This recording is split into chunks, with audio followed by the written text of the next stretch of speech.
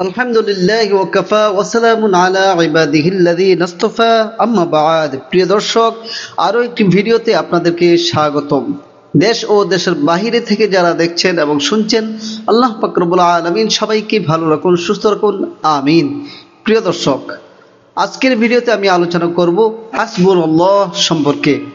হাসবুনাল্লাহ এই শব্দটি আমাদের অনেকের কাছেই খুবই পরিচিত, কিন্তু এর প্রকৃত অর্থ এবং গুরুত্ব আমরা কতটা বুঝি?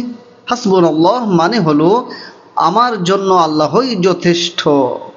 এই বিশ্বাস এবং এই উচ্চারণ একজন মুমিনের জীবনে কতটা প্রভাব ফেলতে পারে, আজ আমরা সেটাই আলোচনা করব। জীবনে আমরা অনেক চ্যালেঞ্জ এবং সমস্যার সম্মুখীন হই। কখনো কখনো মনে হয় সব কিছু যেন আমাদের বিরুদ্ধে চলে যাচ্ছে। চাকরি হারানো, প্রিয়জনের মৃত্যু, অসুস্থতা বা অন্যান্য অনেক সমস্যা আমাদের সামনে আসে। এই কঠিন সময়ে আমরা কিভাবে নিজেদেরকে ধরে রাখি? সমস্যা আসলে আমাদের বিশ্বাস কেঁপে যায়। আমরা ভাবতে থাকি এরপর কি হবে, কিভাবে সামনে এগিয়ে যাব। এগুলো এমন প্রশ্ন যা আমাদের রাতের ঘুম কেড়ে নেয়। কিন্তু এই সমস্যাগুলোর মধ্যেও একটা সত্য আছে যে আল্লাহ আমাদের পরিত্যাগ করেন না। তিনি সব সময় আমাদের সাথে থাকেন এবং একটি উপায় না একটি উপায় করে দেন। সুবহানাল্লাহ। আমাদের এই বিশ্বাসকে আরো মজবুত করতে হবে যে হাসবুনাল্লাহ আমরা যদি এর প্রকৃত অর্থ বুঝি এবং আমাদের জীবনে প্রয়োগ করি, তাহলে অনেক বেশি সহজেই কঠিন সময় পেরিয়ে আসতে পারবো। ইসলামী শাস্ত্রে আমরা দেখতে পাই অনেক হযরত এবং নবী রাসূলগণ কঠিন সময়ের মুখোমুখি হয়েছে, কিন্তু তারা সবাই হাসবুনাল্লাহর উপর নির্ভর করেছেন। হযরত ইব্রাহিম আলাইহিস সালাতু ওয়াস সালাম যখন অগ্নিকুণ্ডে নিক্ষিপ্ত হন, তখন তিনি কি করেছিলেন?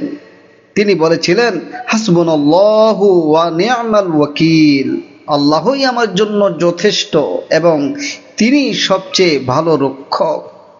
এই হাসবুনাল্লাহর পিছনে একটা অদ্ভুত শক্তি কাজ করে।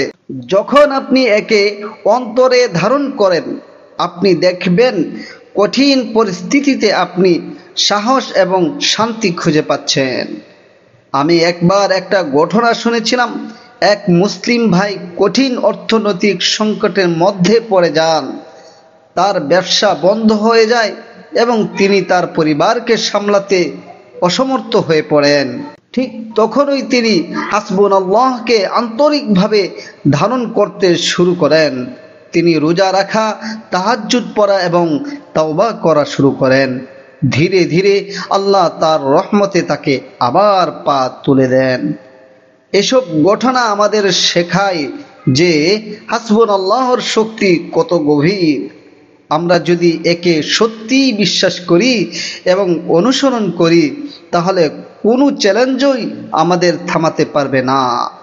তাই আজকের আলোচনা থেকে একটা বিষয় পরিষ্কার, হাসবুনাল্লাহ একজন মুমিনের জীবনের সবচেয়ে গুরুত্বপূর্ণ দিক।